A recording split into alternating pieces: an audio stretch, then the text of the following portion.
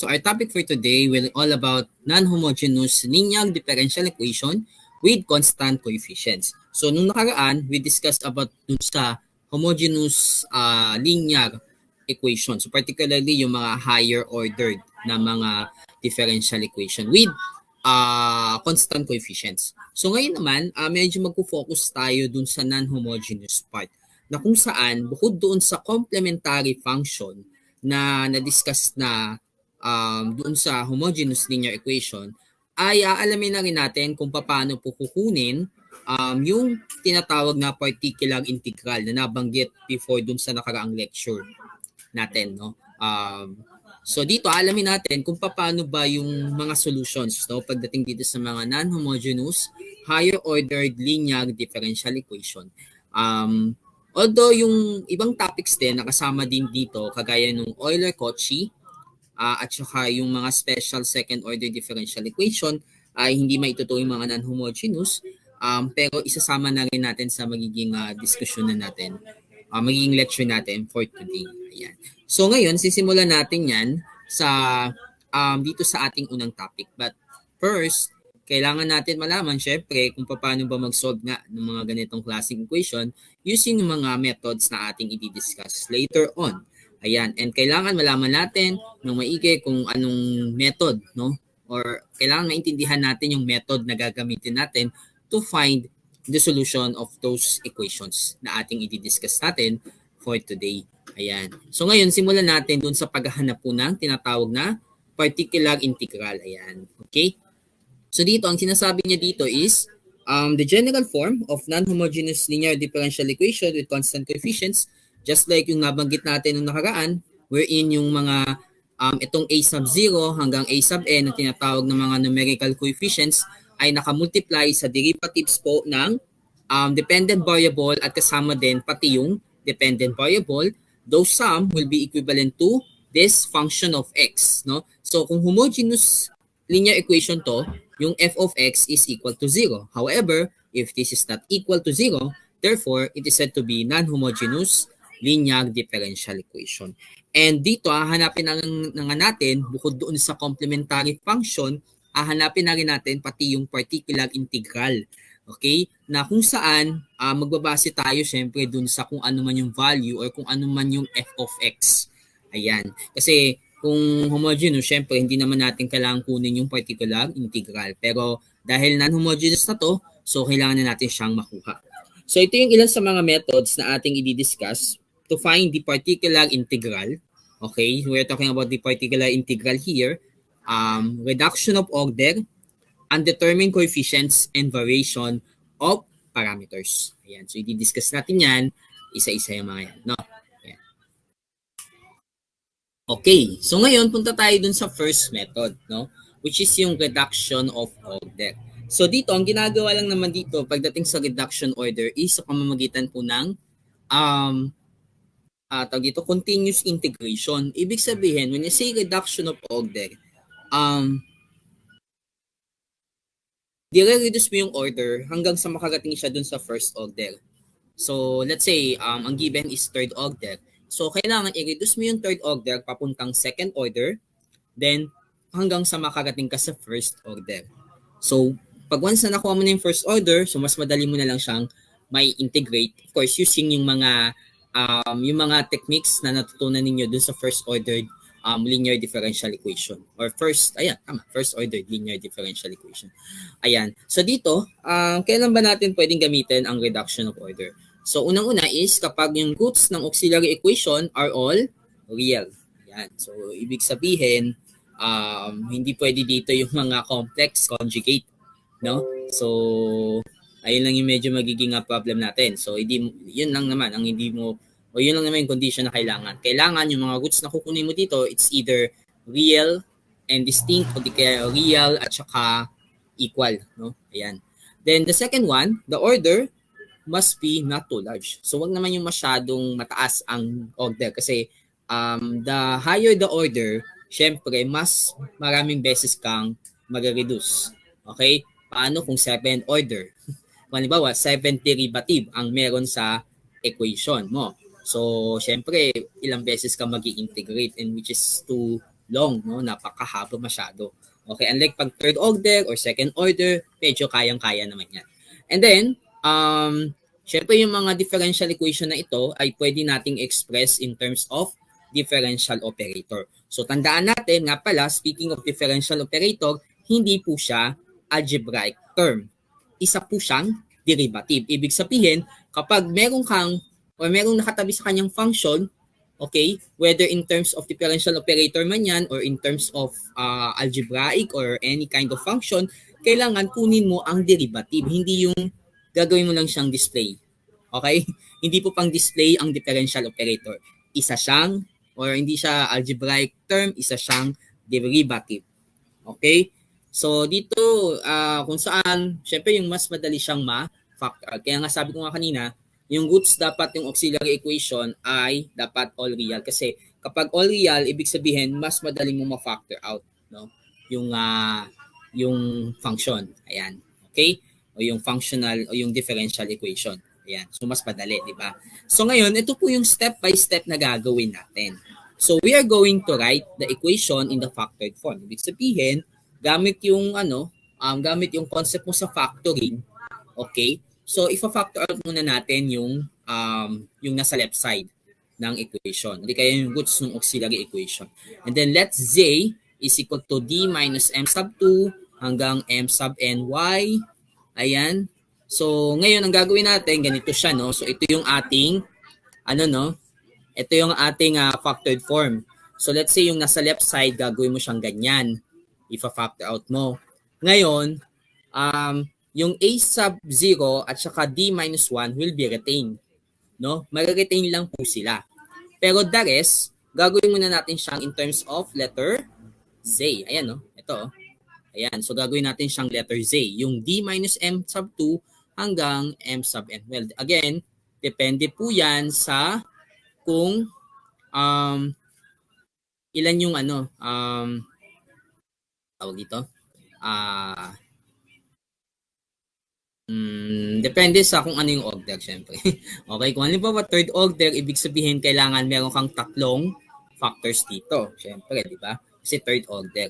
Ayan. Tsaka tandaan po natin na kung ano po yung order, yun din yung magiging bilang nung arbitrary constants pagdating sa complementary function, di ba? Ayun. So ngayon, ito, i-derive na natin siya. So, isusolve mo siya na parang linear first order.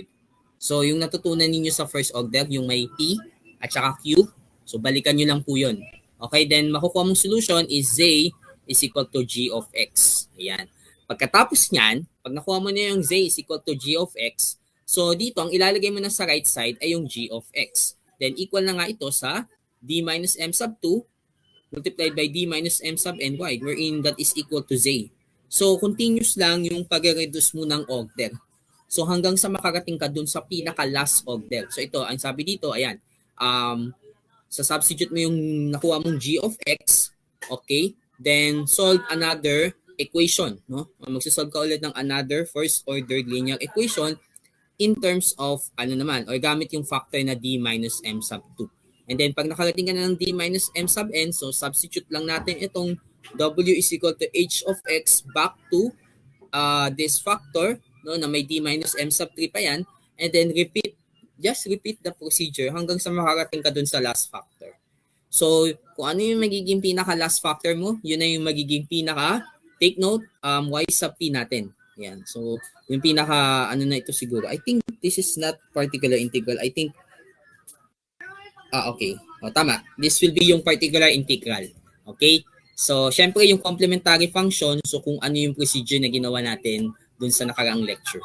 Yun lang din yung gagamitin. Okay, pero for this one, para makuha natin yung particular integral for this non-homogeneous differential equation or linear differential equation, so you will have this technique. Ayan. Okay, ngayon, kung ayaw mo naman ng reduction of order dahil dun sa mga conditions na kanyang inilaan, let's proceed dun sa susunod nating technique. Okay, so yung susunod nating method or technique will be the undetermined coefficients. Ibig sabihin nito, sa pamamagitan po ng f of x, di ba, syempre tignan mo yung right side ng equation mo, no? So tignan mo lang. Tapos, syempre, depende po sa kung ano yung f of x, kung ano yung possible, ano yung magiging itsura ng particular integral mo. Ayan. So for example, ito yung number 1 natin. So if f of x is equal to k, x raised to p, e raised to q of x, qx. No? So dito yung k natin is constant, tapos meron kang x raised to p, so meron kang meron kang algebraic term, no, na x raised to something. Tapos meron kang exponential function. So dito, ito, tingnan natin maigi, no?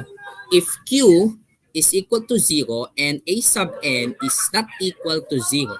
Ayan. So, ibig sabihin, kung babalikan kasi natin kanina, yung sa, ano kanina, yung sa,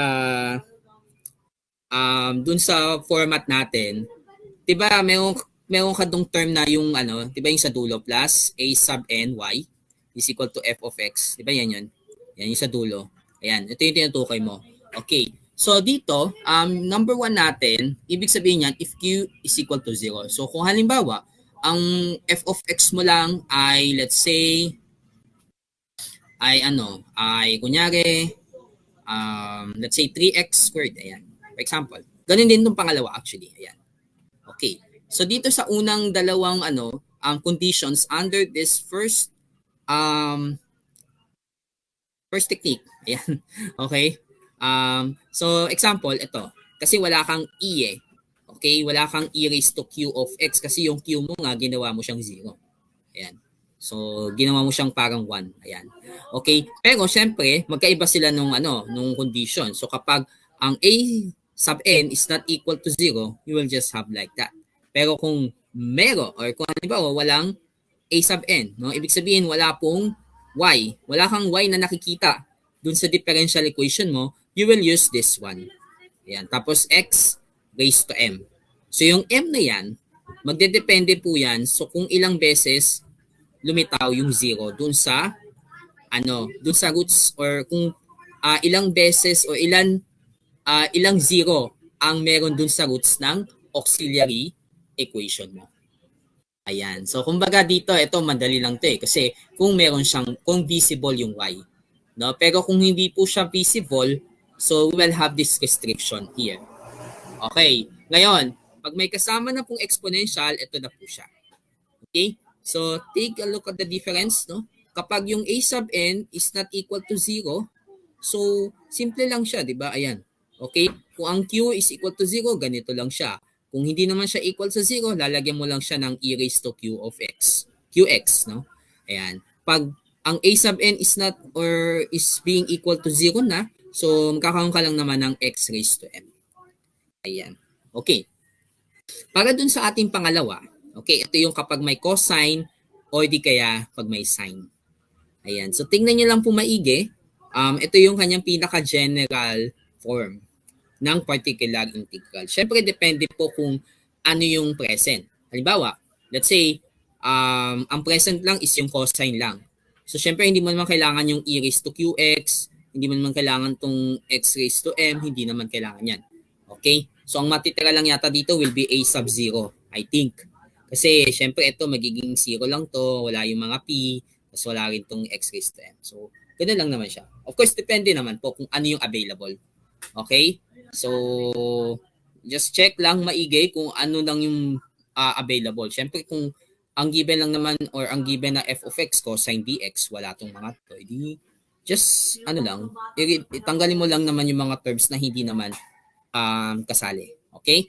Then, basta pag ang f of x mo, whether kung cosine man yan or sine, so magiging yt mo will be sum nung cosine at saka sine. Okay? Whether kung sine or cosine pa yung f of x mo. Okay? So yung m naman, pagdating dito, syempre dahil, diba, kailan ka ba nagkakaroon ng complementary function na may cosine at sine?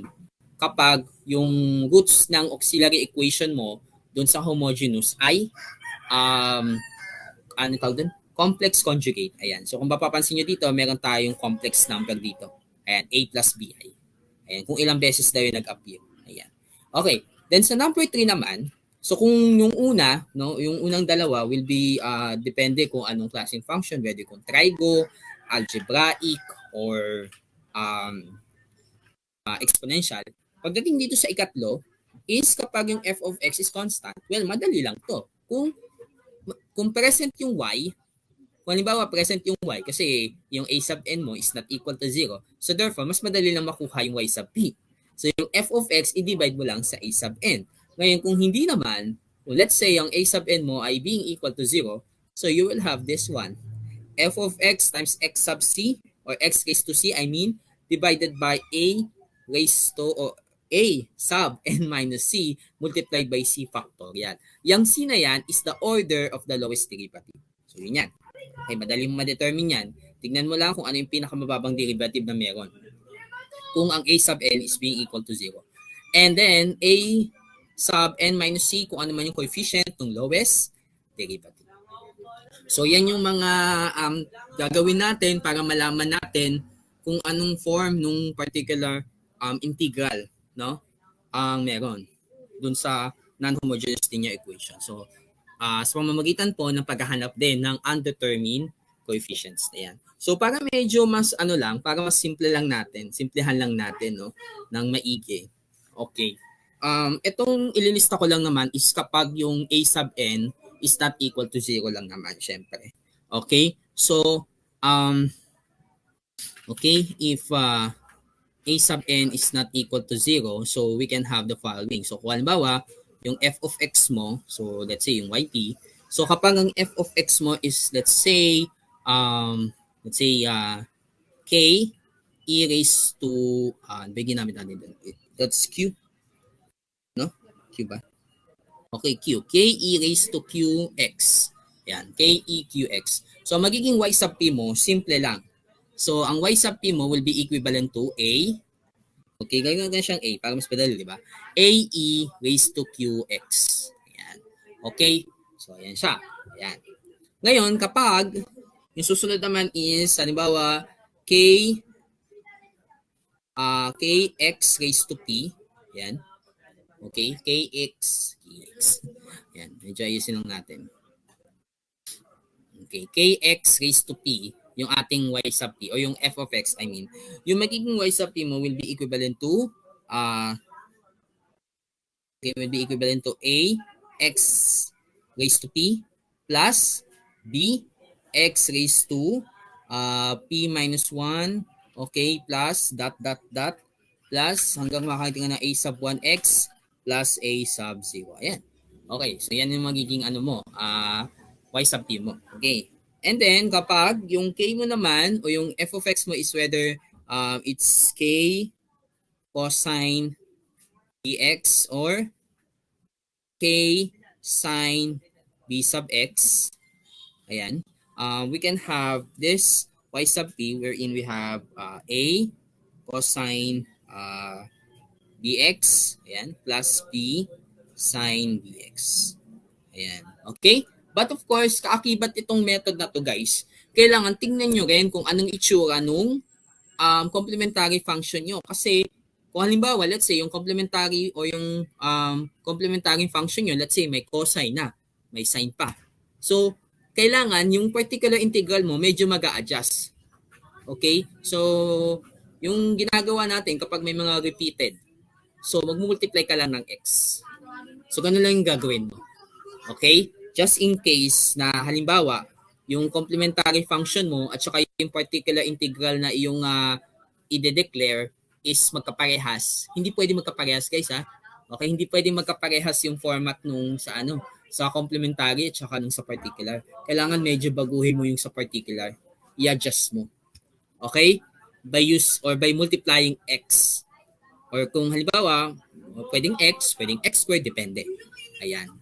So, ayan po yung pagdating sa ganitong klaseng method. Medyo somehow, medyo nakakalito sa umpisa pero pag medyo depende naman din kasi sa given eh. Kung halimbawa yung f of x na given, madali lang naman din makuha yung y sub p. So, mas okay. Okay? Then, kapag na-declare mo na kung anong klaseng coefficient or anong klaseng y sub p yung gagamitin mo, so dito, magsasolve ka na ng mga A, B na yan. Yung mga A, yung mga B, yung mga a sub 1 na yan, a sub 0. So, sa pamamagitan lang po ng, ng pagsasubstitute lang. Okay? kunin mo lang, i-declare mo lang yung y sub p, then after that, kunin mo naman yung first derivative, tapos yung second derivative. Well, depende naman sa equation. So kung halimbawa second order yung given, edi maghanggang ano ka. Tapos isa-substitute mo lang, then medyo magkakaroon ka lang ng konting comparison para makuha mo or masolve mo yung mga constants o yung mga undetermined coefficients na sinasabi. Okay? So yun po yan pagdating sa ganyang method. Okay? Okay. So ngayon naman, sunod tayo dun sa pangatlong method. So we have the variation of parameters. So dito, okay, syempre kailangan mo na, para magamit mo tong variation of parameters, kinakailangan na yung mga functions na gagamitin mo para dun sa sa solution mo is linearly or are linearly independent. So ito nabanggit naman natin ito nakaraan, 'di ba? Kung paano ba malalaman kung linearly independent or dependent yan. Okay. So now we can have this particular integral. So we can have this one to. Ano? Y sub p is equal to u sub 1 y sub 1 plus u sub 2 y sub 2 plus dot dot dot plus u sub n y sub n. Wherein, yung mga u na yan ay mga unknown functions of x. Ibig sabihin, hindi siya yung parang algebraic, no? So ito yung magiging y sub p natin. So para mahanap natin yung mga u na yan, so what you're going to do here is this. Ayan. So ang gagawin mo, gagawa ka ng parang equation. So wherein, ilalagay mo dito yung y sub 1, y sub 2, at saka y sub, or hanggang y sub n. So sana kung magdedepende nung aking y sub 1, y sub 2. Syempre magdedepende ka dun sa makukuha mong y sub c. Okay?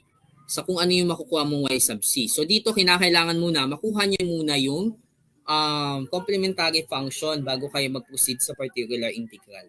So ayan, well depende naman kung ilang constants or ilang functions or anong order. Ayan. So depende kasi kung anong order ng equation. So kung ilang equation din yung gagamitin mo using Wronskian determinant. So kung naalala niyo si Wronskian, di ba? So paano mo malalaman kung ang mga functions na involved ay linearly independent or dependent? Ang Wronskian will be independent or ang Wronskian will be equal to 0 kapag yung mga functions ay mga linearly dependent. Yan. Okay? At syempre kapag yung W o yung Wronskian ay hindi equal sa 0, ibig sabihin they are linearly independent. Okay? Yan. So para mas maintindihan natin kung let's say kung gusto mong gamitin itong ganitong method, so we can have this some samples here. So here, given a second ordered non-homogeneous linear equation, let's say we have ay double prime plus by prime plus cy is equal to f of x. Then of course, yung magiging y sub c niyan, syempre isosolve mo na lang yan using yung ginamit natin dun sa nakarang lecture. So where y sub c is equal to c sub 1, y sub 1 plus c sub 2, y sub 2. Therefore, yung magiging y sub p mo will be equal to u1, y1 plus u2, y2. Ayan. And then dito, ito na. Tingnan nyo po maigi yung ating matrix na ginawa. So dito sa may left side, itong 2 by 2 matrix, nilagay natin dito yung y1 at saka yung y2 sa first row. Then dito naman sa second row, yung kanilang mga derivatives. Then dito, ito yung mga unknowns guys. Ito yung kailangan natin mahanap, no? Yung U1 at saka U2. Pero dito, ilalagay natin dito ay mga derivatives po. So ibig sabihin, pag nakuha mo na yung U1 prime at saka U2 prime na ito, i-integrate mo pa yan guys. Para makuha mo talaga yung U1, U2. Okay? And then, dito sa may right side, makikita nyo po yung ating matrix sa may first equation 0. Then dito sa may first row 0. Then sa second row f of x. So tandaan lang po natin, no, kung titingnan natin tong format na to, doon sa pinaka last row, doon natin ilalagay yung f of x. Okay? So sa last row. So kung ano man yung pinaka last row, depende, no? Ayan. Then kunin mo na yung pinaka Wronskian, ayan, no. W is equal to y sub 1, y sub 2, y sub 1 prime, y sub 2 prime. Then kapag kukunin mo na yung U1 prime at saka U2 prime, tignan maigi, no? Okay, yung 0 at saka yung f of x, nilagay natin dito sa my first column. So, tinanggal natin yung y1 at saka y1 prime para ma-solve natin yung u1 prime. So, dito, niretain lang natin yung y sub 2 prime over or divided by this constant. Okay? Then, pag kukunin mo naman yung u sub 2 prime, so yung 0 at saka yung f of x ay nakalagay naman sa may second column. Ayan. So, kung familiar po kayo dun sa tinatawag na Cramer's rule, okay, wherein gumagamit po ng mga determinants or matrices para makuha po yung mga unknowns. So, ganun lang po ang dating yan. Okay? Yung Cramer's rule. Ayan. So, kung para maintindihan nyo itong method na to, kailangan alalahanin nyo lang yung Cramer's rule. Ayan. Okay? Then after that, pag nakuha mo na yung U1 prime at saka U2 prime, syempre, ang susunod po niyan, kailangan tanggalin mo yung prime. Paano mo tatanggalin ng prime? Integration lang po. And then pag nakuha mo na yung U1, U2, then that's it. Okay. Okay na. Ayan. Then makukuha mo na yung pinaka-solution nitong equation na ito. Ayan. Okay. Ngayon naman, itong sisa, no, ito naman pag third order, ayan. Gaya ng sinabi ko kanina, yung f of x, ilalagay natin siya sa may pinaka-last row. Then dito, dahil third order yung ating equation, so bali we can have this 3x3 matrices para makuha natin yung Wronskian determinant. So hanggang second derivative, no? Then ito na siya. Tingnan niyo maigi kung paano niyo po nakuha yung mga U1 prime, U2 prime, at saka U3 prime. Pag nakuha mo na yung mga prime na yan, tanggalin mo lang yung prime, then para makuha mo na yung U1, U2, at saka U3 na i-multiply mo na dito in order for you to find this y sub p. Ayan po, no? Ayan, pagdating sa ganyang technique. Ayan. So we've done with the solutions, no? Kung paano po maghanap ng mga particular integral sa non-homogeneous linear differential equation with constant coefficients. So, ngayon, pupunta naman tayo dun sa mga coefficients naman na hindi constant, no? Kagaya nitong tinatawag nating Euler-Cauchy equation. So dito mapapansin natin na yung format niya, ito nabanggit naman to nung nakarang lecture natin na dito yung ating although ang dineclare natin din is yung a sub 0, a sub 1 hanggang a sub n ay pwede siyang kahit anong function, whether kung constant or function of x. Pero this time ito, medyo ginawa natin siyang ganito. Okay? So dito, kapag ang napansin mo na dun sa equation na meron na siyang x na nakamultiply dun sa derivative, ibig sabihin, tinatawag na po siyang Euler-Cauchy equation na yan. Okay?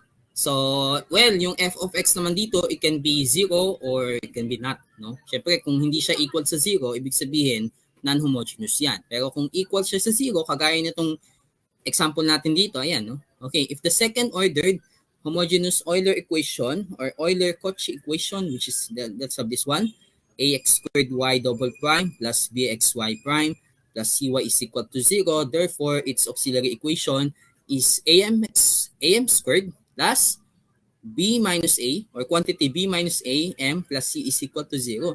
Unlike dun sa homogeneous lang, okay, homogeneous linear, so madali mo lang makukuha yung auxiliary equation. So, pero this time ito siya. Ayan. And then you're going to get the roots of the auxiliary equation here. Ayan. So, of course, kapag nakuha mong roots ay real and distinct roots, ito yung kanyang magiging pinaka, well, ito ay mga y sub c po ito, no? Mga y sub c yan. Kasi we're talking about homogeneous eh. Ayan. Okay? Sir, paano naman kapag y sub p yung hahanapin namin? Let's say kung non-homogeneous po siya. So, dito naman papasok yung sa ano.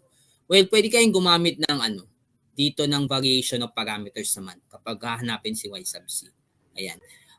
So we have y sub c is equal to c sub 1 x raised to m1 plus c2 x raised to m2 kapag yung mga nakuha mong m1 and m2 ay mga real and distinct.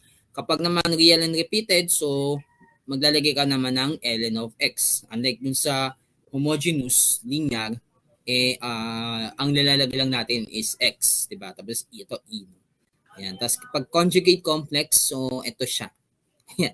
So, ayan po yung magiging mga solution naman natin pagdating po sa homogeneous Euler-Cauchy equation.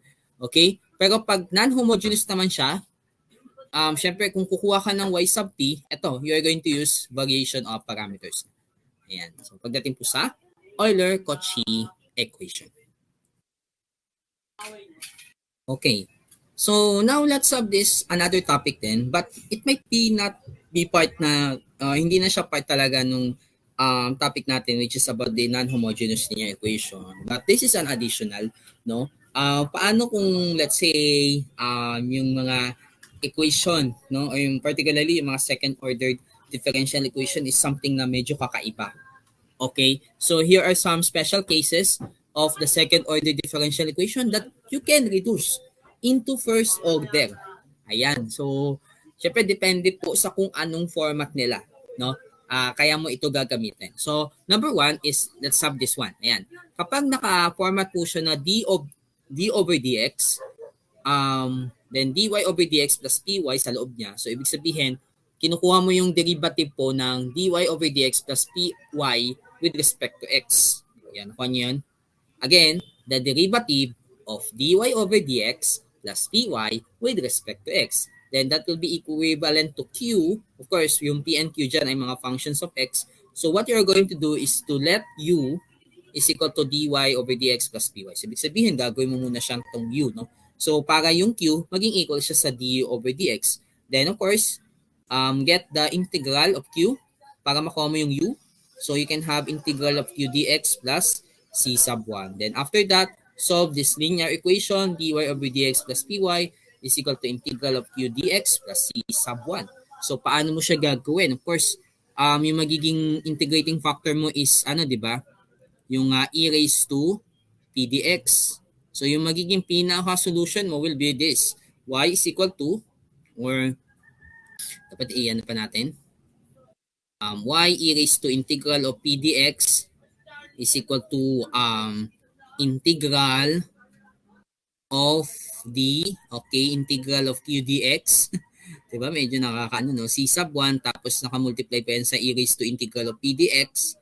Tapos dito, dx, then magkakaroon nga na ng c sub 2. Ayan. So, ito yung magiging pinaka-entire solution nga po. Pag ganitong klaseng equation na yung gagamitin natin. Ayan. Okay? So, again, dahil second order ito, kailangan dalawa ang constants. Okay. Ngayon naman, let's have this one. Ayan. So, dito naman, yung ating format is this. This, o yung left side, let's say, no, yung left side ay meron po siyang second derivative ng y with respect to x, at saka yung first derivative ng y with respect to x at x, then that will be equal to 0. So what you're going to do is to let t, so yung first derivative, gagawin mo siyang letter t, while yung second derivative, gagawin mo siyang first derivative ng t with respect to x para ma-reduce siya into first order. So para mas madali mo na siyang ma-integrate or ma-solve. Then, yung magiging solution niya will be P is equal to f of x plus c sub 1. Ayan. Okay? Tapos, ilalagay mo naman dito, or yung P, since, diba yung P is equal to dy over dx. So, ang susunod mong gagawin is integrate mo yung P, okay, with respect to x, then, para makuha mo si y. So, therefore, you can have y is equal to integral of f of x plus c1 or c sub 1 tapos dx plus c sub 2. So, yan yung pinaka magiging solution mo, no? Ayan. Okay. So, yung f of x na yan, depende kung ano yung makukuha mo. So, well, let's take a look later on, no, sa mga examples natin. Kung ano ba yung mga usual dyan, no? Okay. Now, for our third one, we have this. Okay. So, second derivative, then first derivative of y with respect to x, then y.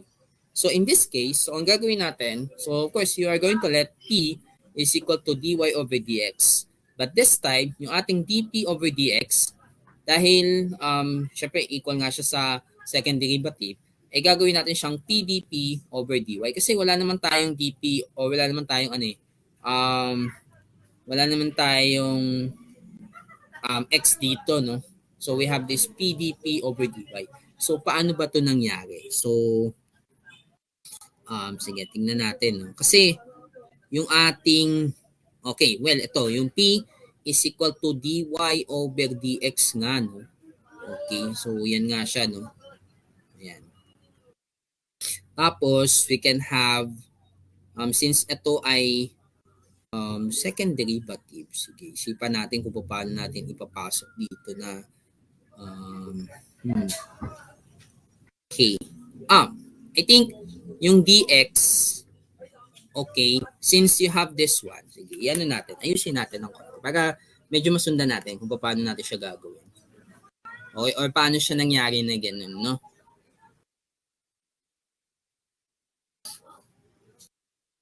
Yan, sige. Alamin natin kung paano. Okay, ayan. So dito kasi, since dp over dx is equal to the second derivative, di ba? So, and then of course yung p is equal to dy over dx. Then dito, pwede natin siguro gawin yung dx, gagawin natin siyang dy over p. Yan. So ngayon dito, ilagay mo na siya dito, you can have dp over yung dx, gagawin mo nga siyang dy over p. Ayan. Okay? Then medyo ayusin lang natin to. So yung p, iangat mo lang. So you can have p dp over dy is equal to this. Yan. Okay? So ayan siya, no?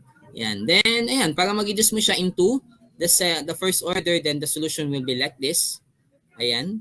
And then, pag nakuha mo na yung solution, okay, mula dun sa representation mo ng P, then, pwede mo nang i-integrate yung P, no? Ayan. Para makuha mo na yung magiging magiging pinaka-entire solution niya. So, of course, yung P dyan ay nandun siya sa, or nakapaloob siya dito sa may G of PYC sub 1. Okay?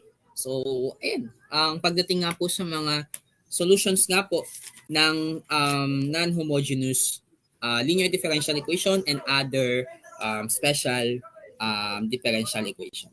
So, we will now proceed now to some examples.